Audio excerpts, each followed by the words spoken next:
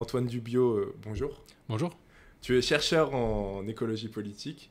Tes recherches portent sur les discours et les pratiques écologistes et exodes urbains. Je te reçois aujourd'hui pour Écofascisme, que tu as publié l'année dernière aux éditions Grévis, et dans lequel tu analyses l'appropriation par l'extrême droite des questions écologiques. C'est un sujet qui est fondamental, et puis au vu de l'actualité, de ce qui a pu se passer récemment, on en parlait juste avant, Hugo Clément, qui a été reçu à Valeurs Actuelles, je trouvais que c'était important de te recevoir. Juste avant de rentrer un peu plus dans les détails, dans ton livre, tu montres dans un premier temps que ce terme d'écofascisme, et on le retrouve aussi sur le titre du livre, est utilisé de façon caricaturale. C'est un terme flou qui soit employé par des politiques comme Gérald Darmanin ou Nicolas Sarkozy, je pense notamment à son intervention au MEDEF, pour dénigrer les écologistes. Et ce terme d'écofasciste, que tu désignes au pluriel, à quoi renvoie-t-il et pourquoi avoir fait le choix justement de parler d'écofascisme au pluriel? C'est intéressant que tu mobilises ces usages-là, par la droite notamment, du concept d'écofascisme, parce que c'est un concept qui existe dans l'espace public majoritairement comme une insulte politique, c'est-à-dire qu'il va servir à disqualifier des adversaires écologistes. Donc il est utilisé de deux manières principales. La plus répandue, c'est justement par des anti-écologistes qui vont qualifier l'ensemble des écologistes d'écofascistes. Là, c'est plutôt au sein de la droite libérale notamment. Pourquoi? Parce que les écologistes seraient liberticides, par exemple, et voudraient interdire les... Je vais prendre l'exemple du moment, les voyages en avion sur le territoire national. L'exemple des voyages en 2 heures. Voilà, les voyages en...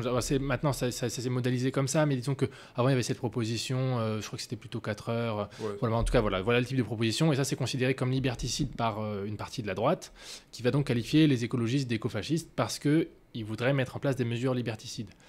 Bon. Il se trouve qu'il y a aussi des racines intellectuelles en fait à ce type de discours. Par exemple, Luc Ferry avait commis un livre en 1992 qui s'appelle Le Nouvel Ordre écologique, dans lequel il situe les origines de l'écologie politique dans le nazisme. Voilà. Ça a été débunké largement par des historiennes spécialistes du nazisme et de l'écologie. Parce que voilà, en gros, c'est un petit peu une arnaque de pointer. En fait, il y a eu quelques lois qui ont été votées au début du Troisième Reich de protection des animaux, protection de l'environnement et lutte contre la chasse, mais dont l'application a été très faible. Donc finalement, bon, les sources écologistes et sources nazies de l'écologisme sont quand même assez réduites. Mais disons qu'il a légitimé le fait de critiquer les écologistes et de les qualifier comme écofascistes. Donc ça, c'est un usage... On ne va pas trop en reparler aujourd'hui parce que j'imagine, sauf si tu as des questions dessus, mais parce que bon, c'est un usage C'est comme le essentiellement... terme woke, en fait. Exactement, c'est comme le terme woke, le terme islamo-gauchiste, féminazi, voilà, c'est des usages qui visent seulement à infamer un adversaire politique. Un autre usage du concept d'écofascisme, mais qui existe aussi comme insulte politique, c'est au sein des sphères progressistes et écologistes plutôt ancrées à gauche, pour qualifier les formes jugées réactionnaires et ou autoritaires d'écologie politique. La plus connue, qui est souvent taxée d'écofascisme au sein des sphères écologistes et progressistes plus largement, c'est le fait de considérer la surpopulation comme la source principale de la crise écologique, source principale ou unique. Pour plein de raisons, parce qu'il est vrai qu'un certain nombre de personnes qui ont défendu dans l'espace public ce cadrage par la surpopulation de la crise écologique, en fait, avait un raisonnement fondamentalement raciste qui considérait que on était trop nombreux sur Terre, mais trop nombreux, qui étaient trop nombreux? Globalement, c'était les non-blancs, non-blanches dans les pays du Sud. Donc, Ça, on retrouve même à droite avec Nicolas Sarkozy. Ouais. Ça, on le retrouve au-delà des sphères écologistes. Et donc ça a été considéré comme de l'écofascisme. Mais encore une fois, comme une insulte politique. C'est vraiment pour critiquer ces arguments, mais sans forcément le fonder théoriquement. Alors, je suis tout à fait d'accord sur le fait qu'il faille absolument critiquer ces cadrages racistes de la crise écologique. Maintenant, je pense que c'est pas forcément de l'écofascisme directement. Et le dernier usage qui est analogue, mais là j'ai évoqué l'exemple réactionnaire qualifié d'écofascisme parmi les écologistes. Chez les écologistes, le terme d'écofascisme existait aussi pour qualifier les formes autoritaires donc, d'écologie. Okay. Là, c'est même comme ça que le terme est né au départ dans les années 70, différents auteurs en ont parlé. Parmi les penseurs de l'écologie, il y a André Gorz, qui est le premier à avoir utilisé le concept. Et puis sinon, celui qui l'a un peu plus formalisé, c'est Bernard Charbonneau, en 1980, dans un livre qui s'appelle Le Feu vert. Et là-dedans, il fait quelque chose d'intéressant. Il écrit cette phrase: l'écofascisme pourra venir aussi bien de la droite que de la gauche. Après, il détaille un petit peu pourquoi. En gros, pour lui, l'écofascisme, ce serait un régime autoritaire en matière écologique qui serait, disons, imposé par la raréfaction des ressources, l'augmentation des pollutions, etc. C'est pas quelque chose qu'il défend, c'est plutôt quelque chose qu'il... c'est un constat vu de... Voilà, c'est un constat. En fait, il fait plutôt preuve de vigilance vis-à-vis de ce risque autoritaire de l'écologie, mais évidemment, il ne le défend pas. Mais disons que dans tous ces usages-là, à différents degrés, on retrouve toujours la même caractéristique, c'est que finalement, la connexion avec le concept historique et de théorie politique du fascisme, en fait, est inexistant. C'est-à-dire que on parle d'écofascisme pour mobiliser seulement une caractéristique. Par exemple, sur les discours donc, néo-malthusiens, donc, qui font de la surpopulation la source unique de la crise écologique, on va prendre en exemple la dimension raciste de ces discours, qui est évidemment un élément du fascisme. Mais ensuite, si on prend les discours justement sur l'autoritarisme de certains régimes écolos qu'on pourrait imaginer, là, pareil, c'est une autre dimension. Et en fait, je pense qu'il faudrait mobiliser une définition plus restrictive de l'écofascisme. En tout cas, c'est ce que moi, j'ai essayé de faire, et puis d'autres auteurs qui essayent de le faire aussi, pour justement connecter ce concept d'écofascisme à celui de fascisme. Le connecter, ça ne veut pas forcément dire les amalgamer, ça ne veut pas dire que le fascisme a toujours été un écofascisme et vice-versa. Il y a une différence. Voilà, mais de montrer que, en fait, il y a des continuités, des discontinuités, et essayer de les documenter un petit peu. C'est ce que j'ai essayé de faire dans la mesure du possible, dans ce petit livre, quoi. Mais qu'est-ce qui explique alors que l'écologie soit souvent classée à gauche ? Qu'est-ce qui explique ça, parce que ça, c'est d'André Gorz, justement, qui est un auteur classé à gauche, qui est père de l'écosocialisme, notamment. Ça, c'est fondamentalement historique, en fait. Il se trouve que la première famille politique qui s'est appropriée la question écologique, à mon sens, c'est la gauche et l'extrême gauche. En tout cas, une partie de celle-ci. Ça ne veut pas dire que l'écologie est devenue mécaniquement elle n'a pas fait consensus immédiatement au sein des espaces progressistes, mais c'est là qu'elle s'est d'abord développée. Ça ne veut pas dire qu'il n'y avait pas des naturalistes et des écologistes conservateurs à l'époque, mais principalement c'est là. Et c'est globalement ce que l'historiographie du mouvement écologiste atteste. Simplement, moi, le point de départ du livre, un autre point de départ au-delà des définitions trompeuses de l'écofascisme, c'est de dire que l'écologie politique est historiquement de gauche, mais pas intrinsèquement de gauche. C'est-à-dire que ce n'est pas parce que son histoire l'a toujours ancrée dans cet espace du spectre politique, ça veut pas dire qu'il y a d'autres familles politiques qui pourraient aussi développer leur propre conception de l'écologie politique. Ce qui, pour l'instant, n'est pas vraiment le cas, on y reviendra sûrement après. Il est vrai que l'écologie dans l'espace public est principalement une thématique d'actualité traitée au sérieux par la gauche, que ce soit la gauche écologiste ou la gauche pas désignée comme écologiste, mais qui de fait l'est de plus en plus, année après année. Voilà. Mais on voit aussi poindre d'autres formes d'appropriation politique de cet enjeu, mais qui est une formulation de l'enjeu politique de l'enjeu écologique qui est très différente en fait, de celle qui est portée à gauche. Et parmi celles-ci, il y en a une qui me semble importante, c'est comment l'extrême droite se rapporte à l'écologie. Et là, il y a deux manières de voir le sujet. Il y a voir le sujet d'un point de vue les organisations d'extrême droite principales en France aujourd'hui. Si on prend le Rassemblement national ou Reconquête, alors je prends l'exemple français, mais en fait on pourrait prendre le même exemple dans d'autres pays, ont plutôt...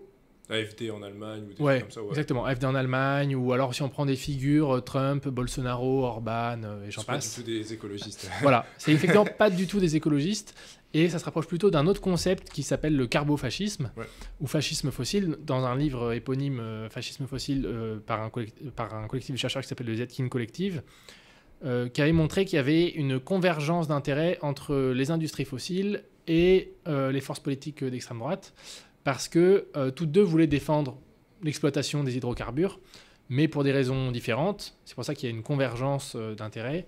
Les raisons du côté de l'industrie fossile, c'était préserver ses intérêts économiques, tout basiquement. Et du côté de l'extrême droite, c'était préserver une supposée civilisation européenne supérieure qui était largement adossée aux énergies fossiles, enfin qui est largement adossée aux énergies fossiles. Et voilà, donc l'intérêt de préserver les énergies, c'est plutôt un intérêt, cette fois, politique, civilisationnel.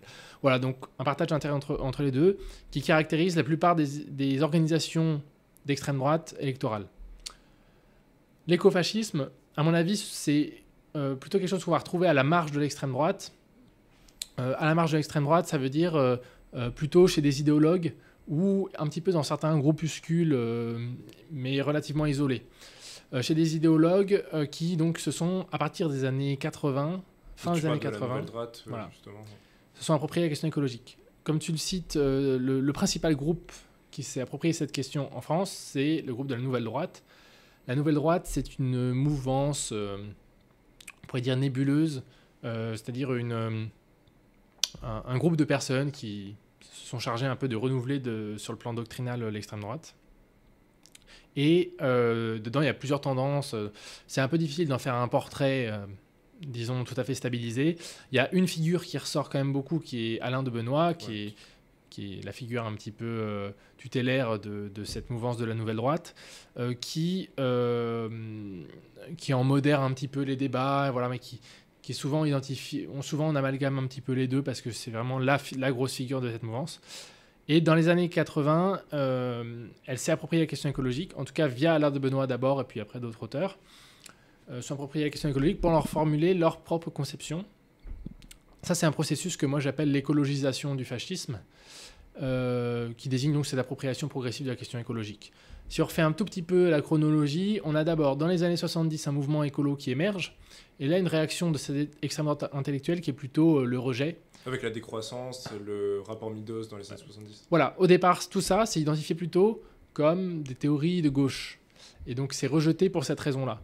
Il y a notamment des numéros dans la revue Éléments, qui est la principale revue de cette mouvance qu'est la Nouvelle Droite, numéro dans lequel il y a justement une critique des écolos qui sont considérés comme des égalitaristes, je mets des gros guillemets, et pour cette partie de l'extrême droite, l'égalitarisme, c'est l'ennemi à abattre. Ça, c'est dans les années 70. Dans les années 80, on peut trouver quelques articles qui montrent qu'il y a un petit changement, en fait, et que finalement, l'écologie, en tant qu'enjeu politique, commence à être prise un peu plus au sérieux. Et c'est dans les années 90 qu'il y a vraiment des textes plus précis qui sortent et qui montrent qu'il y a une conceptualisation de la crise écologique, de ses sources et puis des perspectives politiques qu'elle dessine au sein de cette extrême droite intellectuelle, sans que ça devienne non plus le grand sujet au sein de l'extrême droite, même intellectuelle. Hein. L'idée, c'est pas de dire que d'un seul coup, l'extrême droite est devenue écolo, mais qu'il y a quand même des appropriations qu'on peut repérer et qu'on peut essayer de comprendre petit à petit. Et dedans, il y a notamment le recyclage d'un certain nombre de thèses formulées à gauche, initialement.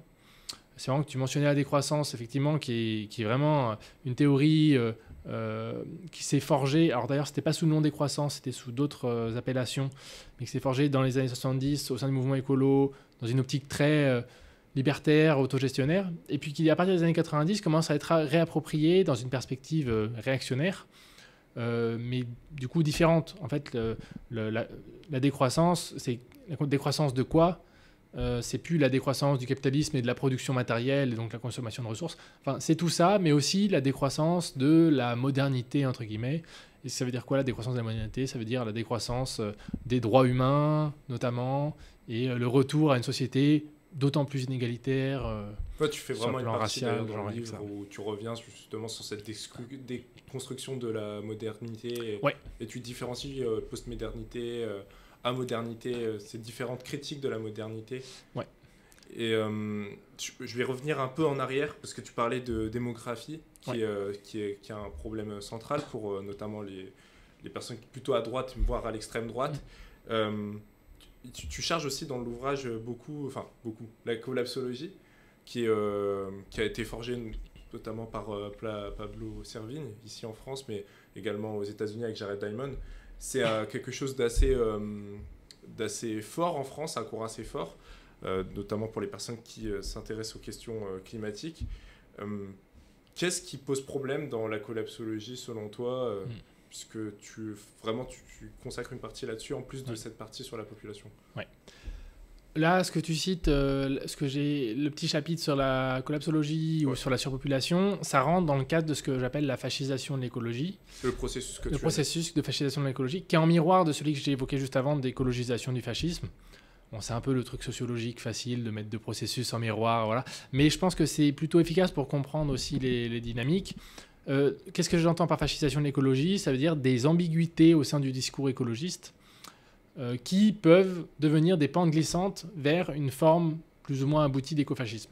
J'insiste bien sur peuvent, sur le fait que c'est pas automatique, c'est pas parce qu'il y a des ambiguïtés au sein du discours écolo, c'est pas parce qu'on est collapsologue qu'on va immédiatement dériver vers l'extrême droite, pas du tout. C'est plutôt des trajectoires assez isolées à mon sens. Sur la collapsologie, bon, il y a beaucoup de débats sur le fondement des thèses collapsologistes. Jared Diamond a été très critiqué avec voilà. l'île de Pâques notamment. Tout à fait, il y a plein de débats historiographiques autour des travaux de Jared Diamond d'abord, et puis maintenant autour de la collapsologie. Par exemple, une des grandes critiques qui revient, c'est sur le fait que parler d'effondrement de la civilisation thermo-industrielle, c'est une approche qui est très ethnocentrée, qui considère vraiment l'état de la société française, on va dire ouest-européenne notamment, et que finalement il y a plein d'espaces dans le monde qui sont déjà complètement détruits d'un point de vue écologique, et où la définition de l'effondrement pour parler de la société occidentale en fait serait déjà applicable dans ces espaces-là, et que finalement voilà, c'est ça qui fait le caractère ethnocentré de ces théories-là. Bon, je ne vais pas revenir sur ces débats-là. Je pense qu'ils sont très intéressants, et je pense même que les auteurs de la collapsologie et les partisans ont aussi quand même intégré ces débats-là. Moi, à mon avis, le risque, il est un petit peu différent. La collapsologie, c'est donc une théorie qui dit qu'il va y avoir un effondrement de la civilisation dite thermo-industrielle. Civilisation thermo-industrielle, ça veut dire une civilisation fondée essentiellement sur des critères matériels, sur des infrastructures, sur des réseaux de transport, des réseaux alimentaires, industriels, de santé publique, etc. Bon, qu'on appelle ça effondrement ou pas, en tout cas, c'est cette conception-là de la civilisation qui domine chez les écologistes, et quand on parle d'effondrement ou de fin du monde, c'est plutôt pour parler de ces infrastructures-là. Mais dans l'espace public, quand les théories de la collapsologie ont été promues, il a souvent été question d'effondrement de la civilisation tout court, sans préciser thermo-industriel. Je ne doute pas que les auteurs pensaient à ça. Simplement, en fait, parler de civilisation dans l'espace public, ça me semble assez dangereux, parce que la principale figure publique qui parle de civilisation dans l'espace public, c'est Éric Zemmour. Mais c'est dans un sens très différent. C'est dans un sens racial, culturel, identitaire. C'est pas du tout dans le sens matériel. Mais il y a quand même une confusion. Et à mon sens, le risque, c'est d'alimenter via l'écologie les angoisses racistes d'une partie de la population, et de leur donner une nouvelle justification, pas une nouvelle justification, mais disons une justification encore en plus de celle qu'ils se cherchaient déjà, pour défendre leur projet de société raciste. Du coup, c'est pas vraiment, on peut pas dire que c'est vraiment la faute des auteurs collapso, etc., cette réappropriation-là, qui est assez marginale, qui est une réappropriation marginale de la collapsologie.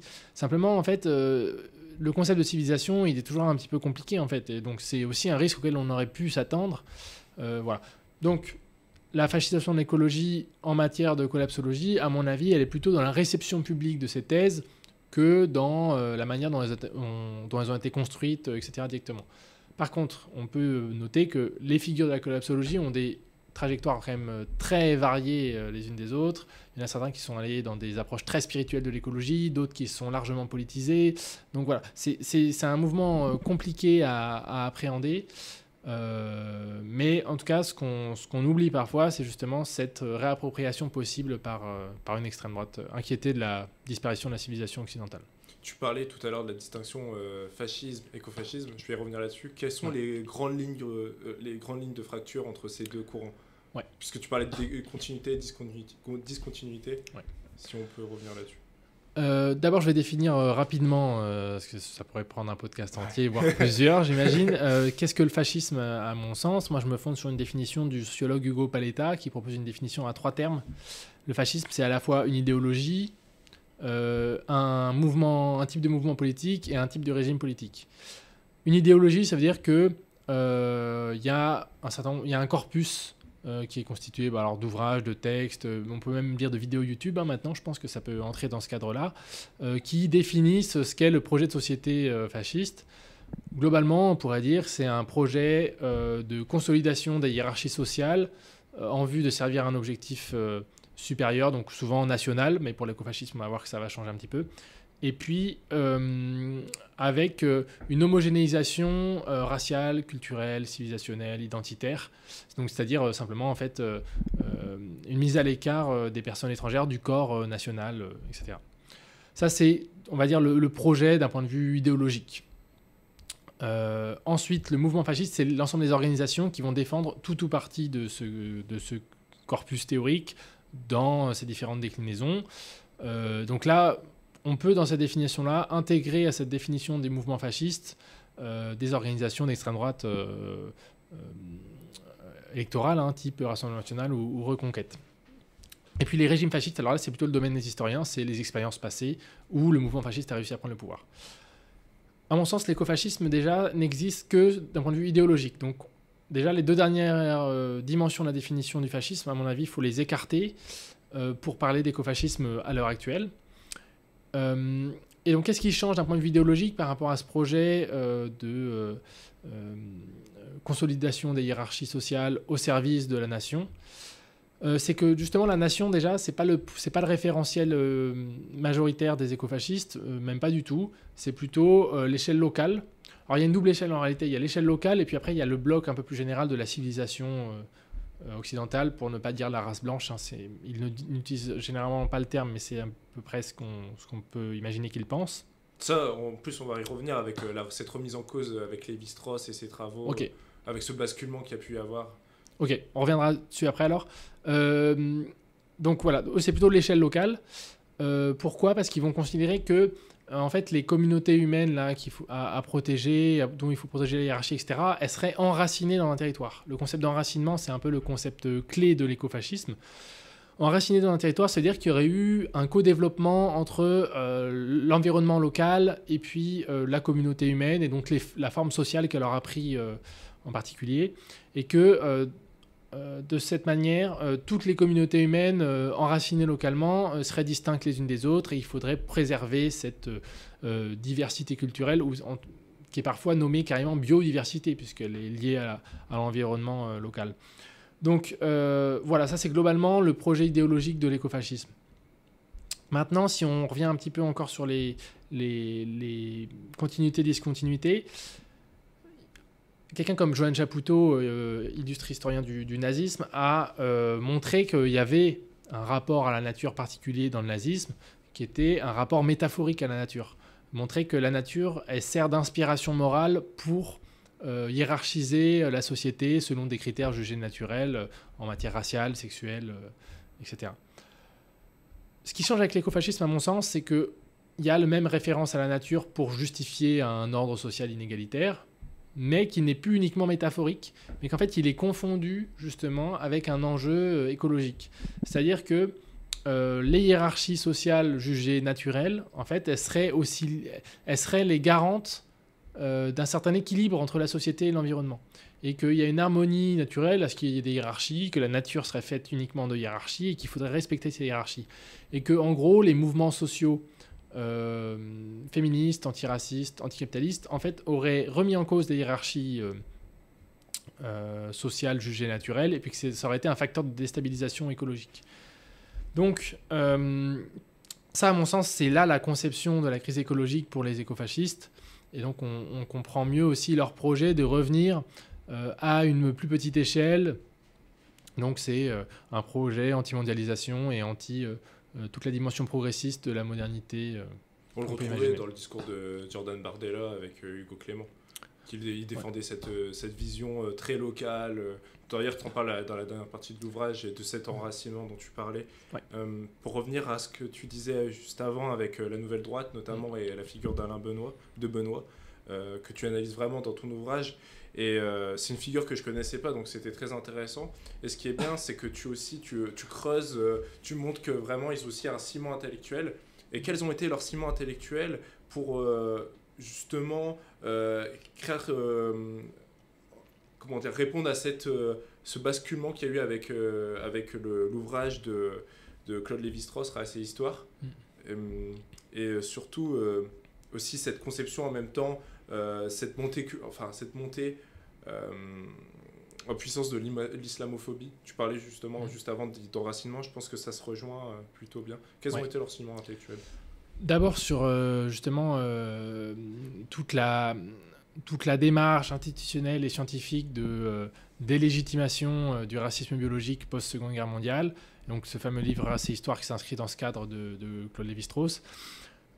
Disons qu'au sein de la Nouvelle Droite, il y a une réaction en fait à ça. C'est-à-dire qu'ils vont se rendre compte qu'il aurait plus possible d'être audible dans l'espace public. Bon, ils n'étaient pas forcément très audibles, mais parler de racisme biologique dans l'espace public, c'est plus quelque chose qui peut marcher pour ce courant politique. Et donc, ça va les forcer à s'orienter vers d'autres concepts et à essayer de forger justement un racisme culturel.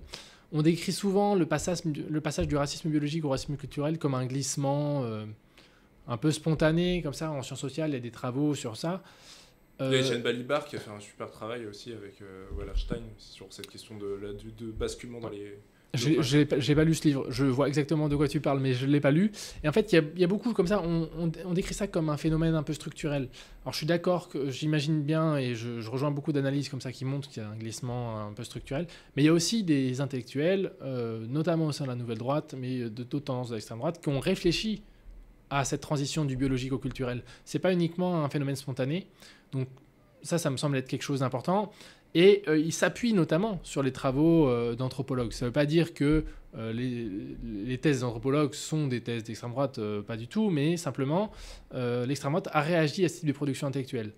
C'est important parce qu'en fait, c'est un peu la méthode que va utiliser la Nouvelle Droite pendant des années ensuite. C'est que quelqu'un comme Alain de Benoît en particulier, c'est un peu moins le cas peut-être pour d'autres, c'est vraiment un grand lecteur en fait d'à peu près tout. C'est-à-dire qu'il va beaucoup lire même ce que peut produire l'extrême gauche. Il va même chercher à dialoguer avec elle, avec l'extrême gauche écologiste pendant un temps, notamment la revue du MOS, revue de sciences sociales bien connue. Et voilà, donc c'est vraiment important en fait de voir que c'est devenu une méthode carrément d'aller puiser à gauche des concepts et de les reformuler. On peut en mentionner différents. Là, j'ai mentionné la décroissance tout à l'heure. Ça, c'est un peu le dernier concept en date qui a été repris par la Nouvelle Droite dans une perspective écolo. Un autre qu'on pourrait citer, c'est le rejet de la société de consommation avec une forme d'anti-impérialisme. Alors, ça peut paraître un peu bizarre de parler d'anti-impérialisme pour parler de l'extrême droite, qui est plutôt une famille politique très, très impérialiste. Simplement, là, chez Alain de Benoît, c'est une forme d'anti-impérialisme américain, au sens où il rejette l'uniformisation culturelle par la culture de masse américaine. Et donc, il faudrait préserver la singularité des cultures enracinées dans leurs territoires locaux. Là, on boucle avec ce qu'on évoquait juste avant. Voilà, donc ça, c'est un discours, en fait, qui aussi peut séduire au sein d'une certaine gauche qui ne sait pas exactement qui forcément est Alain de Benoît, etc. Moi, il y a des textes sur la décroissance ou des textes sur l'anti-impérialisme. Je suis sûr que je les fais lire à certaines camarades sans leur dire d'où ça vient. Ils disent « Oh ouais, c'est pas trop mal, quoi ». Parce que justement, Alain de Benoît a fait tout ce travail de digestion intellectuelle de ce type de thèse, même s'il en donne une définition très différente de ce qu'on peut entendre à gauche, quoi. Comme par exemple même Georges Bernanos qui un siècle auparavant évoquait tout ça, qui est pourtant souvent classé comme conservateur. On voit quand même que la droite arrive, même l'extrême droite arrive parfois à jouer, parce qu'ils ont quand même un fond intellectuel. Et comme tu parlais d'Alain de Benoît qui arrive à ingurgiter aussi ce qui est fait aussi à l'extrême gauche. Cependant, tu constates en même temps dans l'ouvrage que même si l'idéologie émerge, qu'il y a très peu de groupuscules, mais dans le même temps, aujourd'hui, puisque tu as sorti l'ouvrage l'an dernier, il y a eu les élections présidentielles où Zemmour et Marine Le Pen ont été très taillés par rapport à leur programme qui est vraiment pas du tout, pas du tout tourné vers l'avenir en tout cas, et qui est même très, tu parlais de fascisme fossile tout à l'heure, qui est même plutôt orienté de ce point de vue-là. Mais dans le même temps, tu parles aussi dans l'ouvrage de magazines assez récents, comme Limite, qui a été fondé par Eugénie Bastier, notamment, qui est assez connu. Est-ce qu'on peut craindre dans les années qui viennent un basculement, puisque ces derniers mois, on observe quand même qu'il y a des changements d'orientation. Même Marine Le Pen a un peu évolué dans son discours entre la campagne de 2007 et 2022. Qu'est-ce qu'on peut attendre? Qu'est-ce qu'on peut voir? Tu évoques quelques pistes dans l'ouvrage avec cette question du paysage que Éric Zemmour reprend, qu'il faut protéger, et cette notion d'enracinement dont tu parles aussi. Je vais essayer de répondre en trois parties. Il y a beaucoup de choses dans ta question. La première chose, c'est sur les concrétisations actuelles de l'écofascisme. Effectivement, pour l'instant, on n'est pas sur... c'est pas un mouvement de masse du tout, et c'est même tant mieux d'un certain point de vue. Ça veut dire qu'on a un coup d'avance encore sur l'évolution de ce mouvement et sur son élargissement. Pour l'instant, il y a quelques communautés qu'on peut désigner comme écofascistes qui existent. Ils sont des communautés... qui en gros défendent les valeurs familiales, l'inscription, l'enracinement dans un territoire, etc. Mais on ne peut pas présenter ça non plus comme des communautés hyper développées non plus. Enfin, il y a peut-être quelques dizaines maximum, mais ce n'est pas non plus un mouvement massif comme on peut avoir un mouvement des écolieux, etc. C'est quelque chose qui me semble plutôt marginal quand même, il faut bien le reconnaître. Mais j'ai peur que ce type de choses se développe en fait. Tu parles de ZID notamment. Voilà. Alors, les ZID, c'est un peu plus ancien. Les zones identitaires à défendre, c'est une espèce de parodie du concept de ZAD, mais pour désigner ce type de petite communauté séparatiste blanche. J'ai peur que ce type de choses se développe dans le contexte d'aggravation de la crise écologique. Parce que moi, je ne vois pas des grands partis type Rassemblement National ou Reconquête devenir écofascistes. Ça, j'y crois pas. Je pense qu'ils vont intégrer parfois des éléments. Ils vont aller piocher dans le corpus écofasciste des arguments, mais ils vont jamais adopter l'ensemble du corpus écofasciste. Par contre, je vois bien une hybridation de type un régime autoritaire plutôt carbofasciste, donc dopé aux énergies fossiles encore, etc., et qui va favoriser le développement de ces petites communautés. Favoriser, j'ai aucune idée, mais il y aura peut-être des dispositifs économiques. Éric Zemmour avait fait cette proposition de je ne sais plus quelle somme donnée aux ménages qui faisaient des enfants en zone rurale, dans certaines zones rurales, etc. On peut imaginer des dispositifs un peu du genre qui favorisent l'agriculture bio. Voilà, exactement. Qui favorisent un petit peu l'agriculture bio, locale, etc. Voilà. Ça, c'est le type d'hybridation, comment je vois l'écofascisme se développer dans l'espace politique traditionnel. Puis ensuite, tu as évoqué la revue Limite. La revue Limite que je ne classe pas comme écofasciste en elle-même. Je l'ai évoqué qui a contribué au processus d'écologisation du fascisme. C'est peut-être un peu un abus parce que je ne pense pas que c'est une revue fasciste. Par contre, c'est une revue, à mon sens, réactionnaire. Il n'y a aucun doute là-dessus. Proche des milieux catholiques voilà. Que tu évoques. Ouais. En fait, c'est une revue catholique. Et qui s'est approprié un concept qui s'appelle l'écologie intégrale, qui est un concept qui existe au sein de l'Église catholique, mais plutôt dans une optique progressiste dans la plupart des pays. Sauf en France, où c'est arrivé dans un contexte post-manif pour tous, où les catholiques intégristes avaient repris un peu plus du poil de la bête dans l'espace public. Et cette revue s'est un peu approprié le concept d'écologie intégrale et l'a verrouillé. Moi, je parle de verrouillage réactionnaire de l'écologie intégrale dans le livre. Après, il y a des franges plus progressistes des catholiques qui ont contesté un petit peu tout ça. Mais voilà. Cette revue-là, elle a défendu une conception essentialiste de l'écologie, qui est fondamentalement homophobe et misogyne. Mais ce n'est pas une revue qu'on peut qualifier de raciste comme pouvait l'être la Nouvelle Droite, par exemple. Elle va défendre, comme la Nouvelle Droite, l'idée qu'il y a un ordre naturel à respecter et que si on ne respecte pas cet ordre naturel au sein de la société, eh ben, on va déséquilibrer les relations entre la société et la nature. Mais il n'y a pas cette dimension raciste-là. Donc, c'est une revue qui contribue au fait qu'il y a des conceptions réactionnaires de l'écologie qui circulent dans l'espace public, mais ce n'est pas non plus une revue écofasciste en elle-même.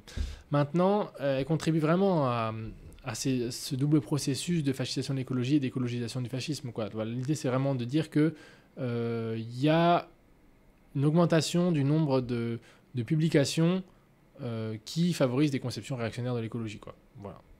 Même si elles ne sont pas directement écofascistes, en tout cas, elles participent à légitimer ce type de proposition politique-là.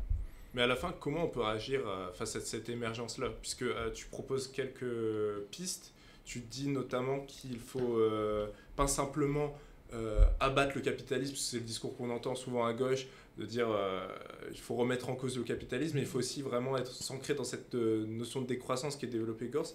Est-ce que quelles sont les réponses que la gauche, quelles sont les réponses que qui peuvent être apportées face à ce danger dont tu parles? Oui, déjà je pense qu'on n'a pas les mêmes prises sur les deux processus que j'évoque. L'écologisation du fascisme, c'est un processus qui est interne à l'extrême droite, et à moins d'être soi-même d'extrême droite ou de faire partie de ces organisations, c'est plutôt quelque chose qu'on peut constater de l'extérieur en fait. On n'a pas forcément de prise directe sur ce processus-là. Le processus de fascisation de l'écologie, c'est différent parce que du coup, comme je disais, c'est des ambiguïtés dans le discours écolo, et donc là c'est au sein du mouvement écologiste qu'il y a matière à agir. Ce qui veut dire que sur un certain nombre de sujets, on peut faire un travail, à mon sens, de clarification du discours écologique. C'est ce que j'appelle un peu à la fin du livre, ce à quoi j'appelle, qui est un processus déjà engagé en fait. Et c'est un processus collectif de discussion et clarification de certains mots d'ordre, de certaines propositions. Sur le concept de décroissance, c'est un travail qui a déjà été fait. Il y a un journal qui s'appelle La Décroissance, qui a une ligne politique qui est devenue de plus en plus réactionnaire au fil des ans. Et puis, au sein d'un certain nombre d'espaces politiques, il y a eu une critique de ce journal et du fait que c'est un journal qui n'est plus trop lu en fait, dans les sphères vraiment écologistes de gauche. Voilà. Ce travail-là, je pense qu'on peut le faire sur un certain nombre de concepts et d'éléments de discours du côté de la gauche écologiste. T'évoquais tout à l'heure, je vais revenir un peu dessus parce que ça me tient quand même à cœur, sur les différentes conceptions de la modernité et différents rapports à ça. Bon, la modernité, c'est un peu le grand mot, on peut l'entendre à peu près à toutes les sauces. Bon, déjà, moi, je ne suis pas historien, donc je n'en parle pas en termes vraiment historiques, en tant que période, etc. T'as plus un angle philo-politique Ouais, je suis pas philosophe non plus. Moi, je suis géographe, donc c'est toujours un petit peu... Voilà, mais disons que je liste dans ce que j'ai retrouvé 3 sens de la notion de modernité. La modernité comme un ensemble d'infrastructures, au sens très large, donc une définition très matérielle de la modernité. Ensuite, la modernité comme un ensemble de valeurs universalistes, progressistes, etc., avec toutes leurs ambivalences et leur histoire coloniale, etc., notamment, bien sûr, il ne faut pas l'oublier. Et puis, la modernité comme une ontologie au sens anthropologique du terme, de séparation entre la nature et la société, ce qu'on appelle aussi le naturalisme. Enfin, il y a un peu une confusion des fois sur ces termes-là. Et ces 3 conceptions de la modernité-là, en fait, elles fondent des discours politiques très différents. Quand des écolos disent la source de la crise écologique, des écolos de gauche, écrivent que la source de la crise écologique, c'est la modernité, à mon sens, ils parlent plutôt de la modernité en tant qu'infrastructure et ou de la modernité en tant qu'ontologie. Ils ne parlent pas forcément de la modernité en tant que droits sociaux qui ont été conquis. Ça, en général, c'est plutôt des droits qu'ils vont défendre. Par contre, quelqu'un comme Alain de Benoît, ou en tout cas les écofascistes de manière plus large, quand ils vont critiquer la modernité, eux, ils vont critiquer les 3 dimensions. Et donc, en fait, je pense qu'il y a justement des termes comme ça qui vont induire beaucoup de confusion. Ça rejoint un petit peu ce que j'évoquais tout à l'heure sur le terme de civilisation, en fait. Modernité, civilisation, c'est des concepts parfois qui sont un peu amalgamés. Qui peuvent vite repris par l'extrême droite. Voilà, en fonction des définitions qu'on en donne, en fait, ça peut réveiller des affects politiques quand même assez dangereux. Donc moi, je pense qu'on pourrait clarifier en fait ce qu'on entend. Voilà. Est-ce qu'on parle de modernité? Moi, ça me semble pas très intéressant de parler de modernité, par exemple. Tu évoquais la question du capitalisme. Bon, évidemment, le discours qui consiste à dire il faut simplement supprimer le capitalisme pour arriver à une société écologique. Bon, ça, je pense que c'est assez admis que c'est un discours un peu simpliste. C'est une condition nécessaire, bien sûr, mais pas suffisante, quoi. Si ta société est toujours productiviste... Voilà, notamment. En fait, on peut imaginer un système communiste qui vise justement la maximisation de la production à chaque fois, quoi. Ça, c'est théoriquement possible. Ça ne veut pas dire que ça a déjà existé ou que ça a déjà été fait, mais en tout cas, c'est théoriquement possible. Simplement, j'observe quelque chose qui est aussi, à mon avis, quelque chose qu'on peut clarifier dans les espaces écolos, c'est critiquer le capitalisme. Il faut en avoir une définition quand même assez précise. Le capitalisme, c'est pas uniquement la recherche de profit et donc la croissance économique. Parfois, par exemple, on s'est cité les collapsologues plus tôt, le capitalisme est défini essentiellement par ça. Alors que le capitalisme, c'est évidemment la recherche de profit, mais basé sur l'exploitation de la force de travail par la classe capitaliste, de la force de travail de la classe ouvrière et des travailleurs de manière plus large. Pourquoi cette définition via l'exploitation, elle est importante ? Parce qu'en fait, ça montre aussi qui a le contrôle sur la production. Donc, contrôle sur la production, c'est-à-dire, par exemple, qui fixe les objectifs de production. Et que ça, c'est les propriétaires des moyens de production, la classe capitaliste, si on reprend ces termes-là. Pourquoi c'est important d'avoir cette définition-là du capitalisme ? Parce que si après on en arrive sur des discours défendant la décroissance, un capitaliste, il ne peut pas. Il faut qu'il y ait de plus en plus de profit. Ça, tout le monde est d'accord. Maintenant, c'est comment on met en œuvre cette décroissance. Et je pense que là, il y a des ambiguïtés à démêler. C'est que notamment, chez un certain nombre de décroissants qu'on pourrait dire réformistes, c'est un peu injurieux de le dire, mais bon, c'est comme ça que je vais le dire quand même. Un certain nombre de décroissants réformistes, il y a l'idée qu'il faut des nouveaux indicateurs pour remplacer le PIB, ou qu'il faut faire en sorte que les politiques publiques ne soient plus indexées sur le PIB, enfin en tout cas la répartition du budget national ne soit plus indexée sur le PIB, mais soit indexée sur des indicateurs type mesurer le bonheur. Bon, mesurer le bonheur, c'est un peu une caricature. Voilà. C'est un peu une caricature de revenir toujours au BNB, mais de manière générale, voilà, c'est un peu le type de proposition qu'il peut y avoir. Je ne dis pas que c'est inintéressant, simplement, on peut mesurer n'importe quoi. Qu'est-ce que ça va changer au fait qu'un patron, en fait, ce qu'il veut, c'est maximiser son profit. Si on compte plus son profit, lui, il s'en fout, en fait. Ce qu'il veut, lui, c'est le faire, son profit. Donc, changer l'indicateur, ça va changer... Effectivement, ça va changer les politiques publiques et comment les politiques publiques sont menées, mais ça ne va pas forcément changer la structure économique des entreprises et qui est-ce qui a le pouvoir au sein des entreprises, etc. Donc pour moi, une condition essentielle pour avoir une décroissance juste pour toutes et tous, c'est le communisme au sens de réappropriation des moyens de production. Ça veut dire que ça paraît un petit peu radical. Une fois, j'avais écrit décroissance juste égale communisme, je sais plus où. On m'avait un petit peu dit c'est un petit peu bizarre, mais en fait, je pense vraiment que c'est une condition essentielle si on veut une décroissance juste et qui soit pas gérée par une classe qui dirige pour les autres. Qui a les moyens et qui a le contrôle sur l'avenir. Voilà, et surtout, en fait, on pourrait trouver, je pense qu'on va trouver des patrons décroissants dans des petites entreprises. Et on va nous opposer ça en mode, regardez, la décroissance, ça peut aussi être porté par le patronat, etc. Il y a même déjà des alternatives avec l'ESS, les SCOP. Ouais. Il y a déjà pas mal de choses. Et en fait, ce qui est très dangereux, c'est si jamais c'est vraiment fait dans une optique vraiment capitaliste, en fait, ça va pas être une décroissance, ça va être comme une récession, c'est-à-dire que les capitalistes vont pouvoir préserver leur part du gâteau et réduire celle des autres, en fait. Voilà, c'est un petit peu comme ça que je vois les risques autour de la notion de décroissance. Tu parlais un peu dans cette réponse de naturalisme.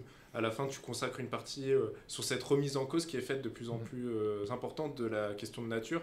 Et pourtant, c'est quelque chose que l'extrême droite s'approprie aussi, cette question de la nature. Alors, tu parles de côté mystique aussi, que l'extrême droite renvoie à la nature. Comment on peut entreprendre ce type de dépassement et en quoi, selon toi, ça peut être problématique ? Alors, la notion de nature en sciences sociales, c'est toujours évidemment compliqué. Chez les écologistes, c'est compliqué aussi. Il y a tous les débats qui existent sur la division nature-société.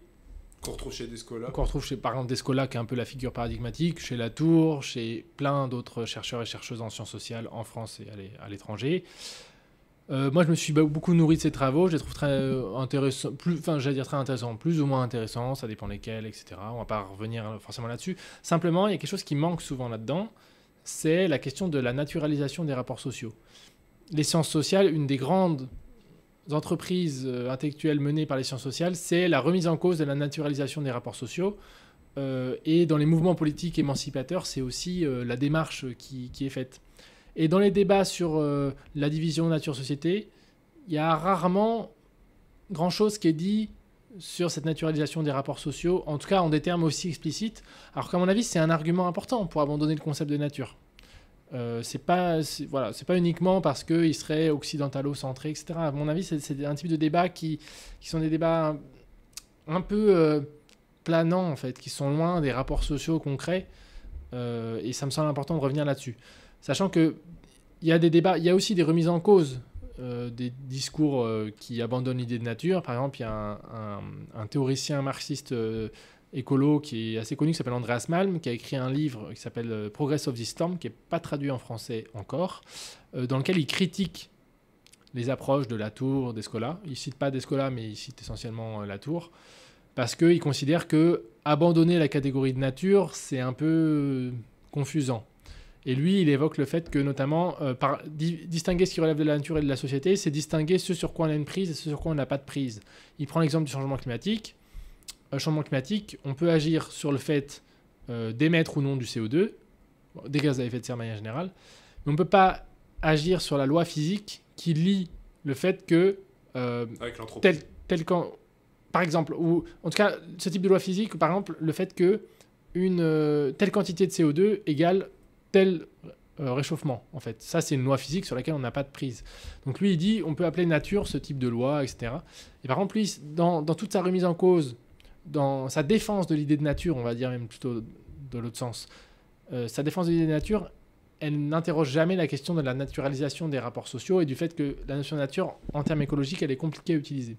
Voilà, donc moi je plaide à la fin du livre pour abandonner cette notion pour cette raison-là, sachant qu'après on peut ajouter plein d'autres choses. Là tu as évoqué la dimension mystique, éventuellement spirituelle qu'il peut y avoir derrière l'idée de nature. Moi personnellement, c'est pas effectivement pas des conceptions de la nature qui me parlent et qui vont mobiliser, qui me semblent intéressantes pour mobiliser largement autour des enjeux écologiques, d'avoir une forme de spiritualité liée à la nature. Que des gens l'aient à titre personnel, c'est pas un problème, mais il faut, à mon sens, c'est pas quelque chose qui doit devenir, disons, une condition d'entrée dans la militance écologiste, parce que en fait, les rapports à la nature, ils sont très variés, très différents au sein d'une même société, et je pense pas que défendre forcément ce rapport spirituel soit très intéressant. Surtout qu'il peut faire le lit de certaines dérives parfois, notamment de rejet de la science, de rejet de la médecine moderne, etc. Ce qui me semble être des perspectives plutôt problématiques d'un point de vue politique. Qu'on trouve déjà d'ailleurs dans certains partis. On peut les retrouver dans certains partis, au sein de certaines organisations écologistes aussi, etc.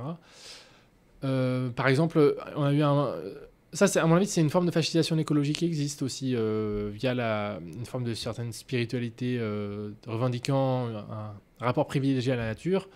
On l'a vu dans le cas de la pandémie, en fait, une défense d'une certaine santé naturelle, entre guillemets, et qui a fondé un rejet de la vaccination, etc.